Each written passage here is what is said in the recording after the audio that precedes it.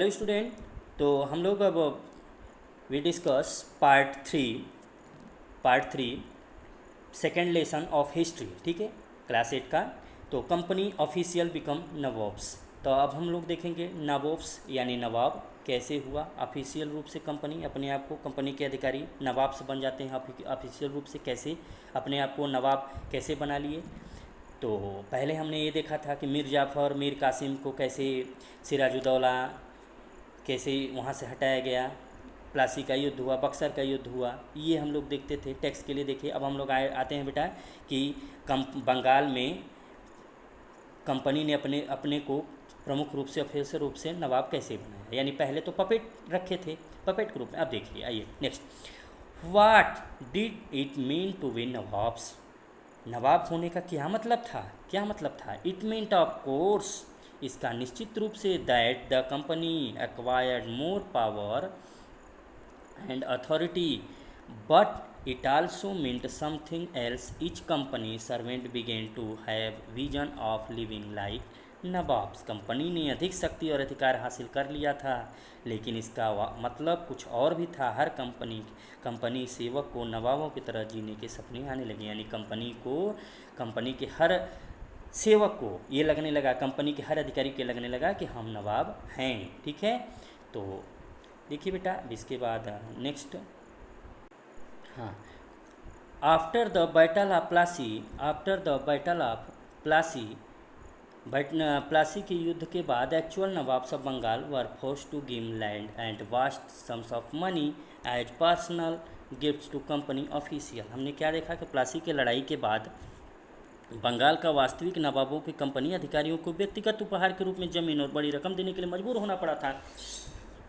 यानी प्लासी के युद्ध के बाद वहाँ का नवाब को मजबूरन, फोर्स चाहे मजबूर रूप से क्या देना पड़ता था, कंपनी को गिफ्ट देना पड़ता था, लैंड, मनी, ये सब। ठीक है, तो Robert Clive himself amassed a fortune in India. Robert Clive ने क्या किया, रॉबर्ट क्लाइव ने स्वयं भारत में बहुत अधिक धन अर्जित किया है, बहुत अधिक। He had come to Madras, वो मद्रास से जब आया था। यानी मद्रास का पुराना नया नाम क्या है बेटा, चेन्नई। तो जब वो from England in 1743 at the age of 18 years, तो 18 साल की उम्र में मद्रास में जब पहली बार आया था, कौन, रॉबर्ट क्लाइव। कब, 1743 में आया था। वेन इन 1767, अब क्या समय है, 1767 का। He left India, his Indian fortune was worth.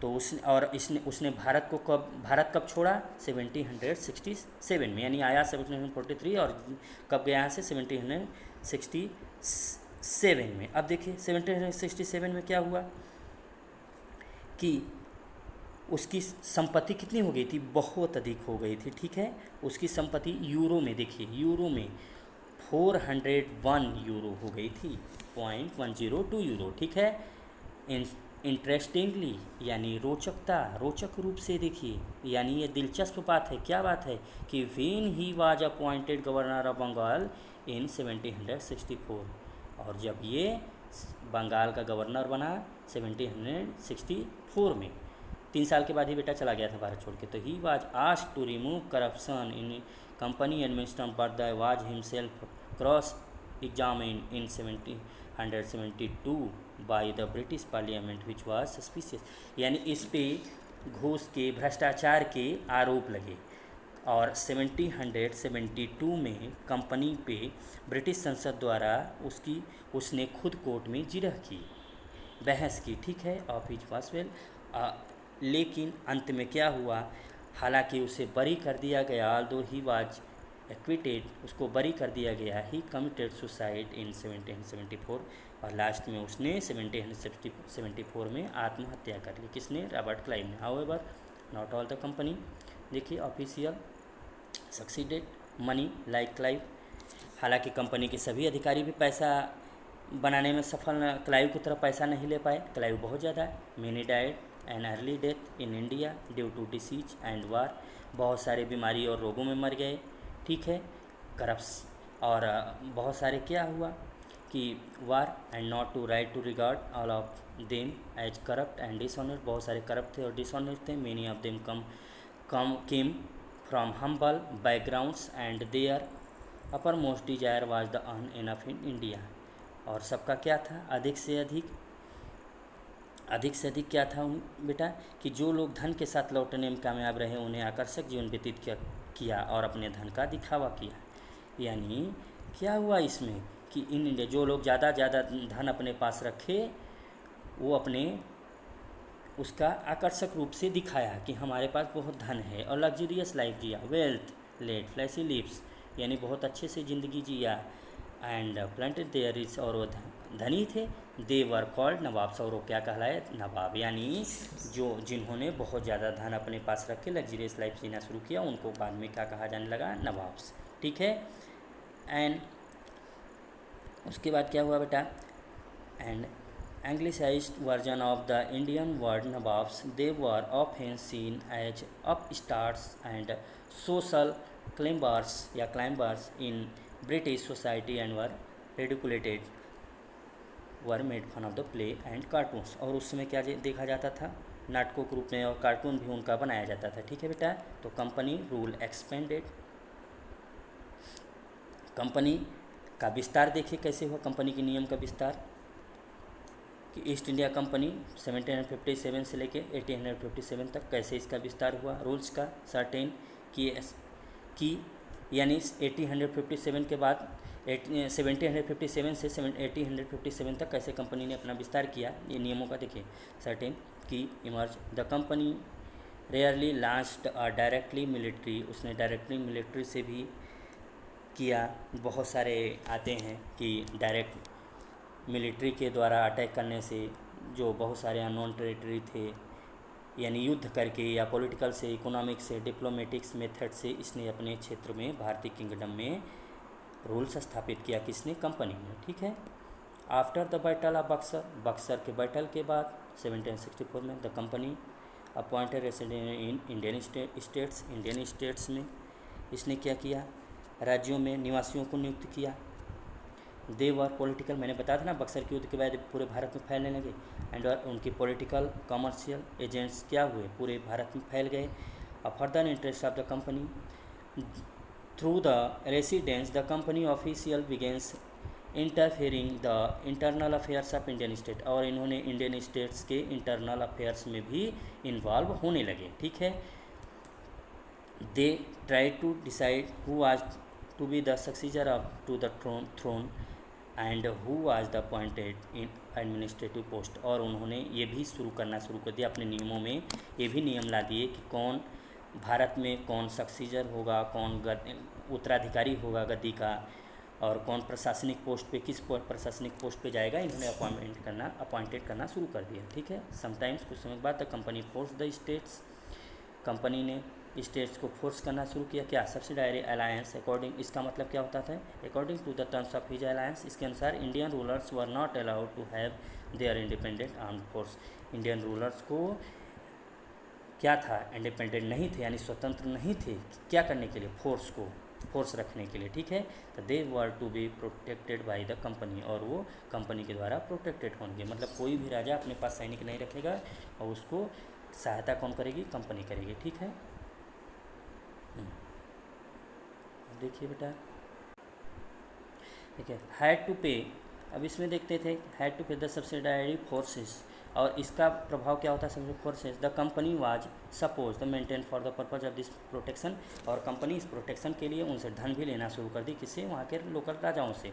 यदि इंडियन रूलर्स इस मामले में फेल्ड होते थे, make the payment the part of the fail होते थे, यानी उनको पैसा देने में कंपनी को, तो उनको उन पे क्या लगाया जाता था, पेनाल्टी लगाया जाता था। जैसे एग्जांपल है कि जब रिचर्ड वेलेस्ली ने वाज गवर्नर जनरल, यानी जब रिचर्ड वेलेस्ली गवर्नर जनरल था, कब, इसका 1798 से 1805 तक, तो नवाब अवध वाज फोर्स, तो उसने अवध के नवाब पे क्या किया, फोर्स किया to give over half of his territory to the company in 1801, और उसने बहुत सारे क्षेत्र ले लिए अवध से फोर्सपूर्वक। As he fail to pay for the subsidiary forces, Hyderabad was also force to the के टेरिटरीज ऑन सिमिलर ग्राउंड्स, और उसने यानी फेल रहने पे पेमेंट अगर राजा नहीं दे पाते थे, लोकल राजा, तो ये क्या करते थे, वहाँ के क्षेत्र ले सकते थे, फोर्सपूर्वक ले लेते थे, अपना मनमाना हो गया था अब। ठीक है,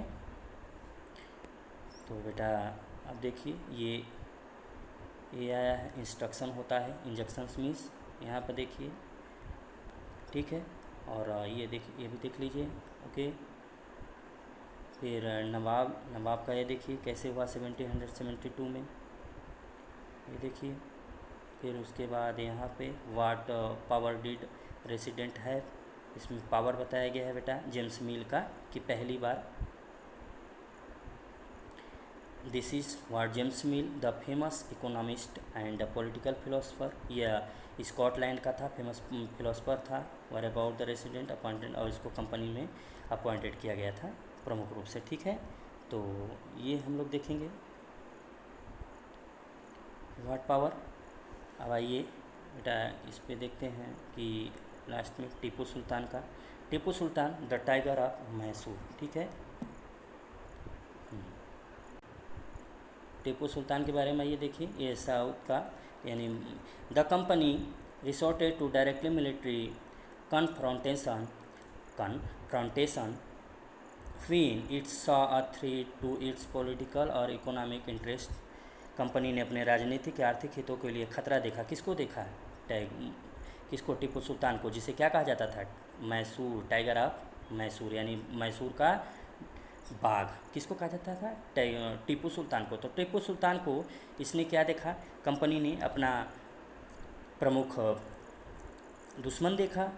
तो इसका क्या हुआ कि व्हेन इट सा देखा कि पॉलिटिकल इकोनॉमिक इंटरेस्ट किसका, कि कंपनी ने सीधे सैन्य टकराव का सहारा लिया। ठीक है, राजनीतिक या आर्थिक हितों के लिए देखा इसको, किसको, पॉलिटिकल इकोनॉमिक्स के क्षेत्र में टीपू को, तो उसने सीधे क्या किया, किसका सहारा लिया, सैन्य का। This can be illustrated with the case of the southern Indian state of Mysore, और इसे दक्षिणी के मामले में, दक्षिणी स्टेट के मामले में क्या कहा गया, स्पष्ट किया जा सकता है, किसका, कंपनी का इंटर। ठीक है, तो Mysore had growing strength under the leadership, Mysore Tipu Sultan के रूप में, टीपू सुल्तान के पहले उसका पिता, उसका फादर हैदर अली था, हैदर अली का रूलिंग था। कब हैदर अली शासन किया था मैसूर में, 1761 यानी 1761 से 1782 तक, एंड हिज फेमस, और उसी का पुत्र फेमस सन कौन हुआ, टीपू सुल्तान। रूल इसका कब तक था, 1782 से 1799 तक। Mysore control the profitable trade of the Malabar coast, Malabar coast में प्रॉफिटेबल बहुत धन आता था वहाँ से, कोस्ट से, मैसूर में। Where the company purchase pepper and cardamom, वहाँ से कंपनी, जहाँ से क्या करती थी कंपनी, यानी कि मैसूर क्यों इम्पोर्टेंट हो गया, क्योंकि वहाँ की मालाबार कोस्ट से इंग्लिश कंपनी क्या करती थी, मसाले का व्यापार करती थी, पेपर एंड कार्डमम की, और वहाँ पे किसका अधिकार था, टीपू सुल्तान का। इन 1785 में Tipu Sultan stop the export of sandalwood, Tipu Sultan ने चंदन को रोक दिया, स्टॉप कर दिया, क्या, एक्सपोर्ट करने के लिए, paper and cardamom through the ports of his kingdom, और उसके राज्य में थे पेपर और कार्डमम यानी इलायची। ठीक है, चंदन, काली मिर्च, इलायची, ये सब निर्यात को रोक दिया था। उसके बाद क्या हुआ, and his disallowed local merchants from trading with the company, he also establishing a close, और उसने क्या किया, स्थानीय अधिकारियों को कंपनी के साथ व्यापार करने से रोक लिया और उन्हें करीबी भी स्थापित किए। ठीक है, तो बेटा ये आपका चैप्टर कंप्लीट हुआ। तो बेटा ये चैप्टर इज कंप्लीटेड, आप इसे अच्छे से वाच कर लीजिएगा। Okay, thank you.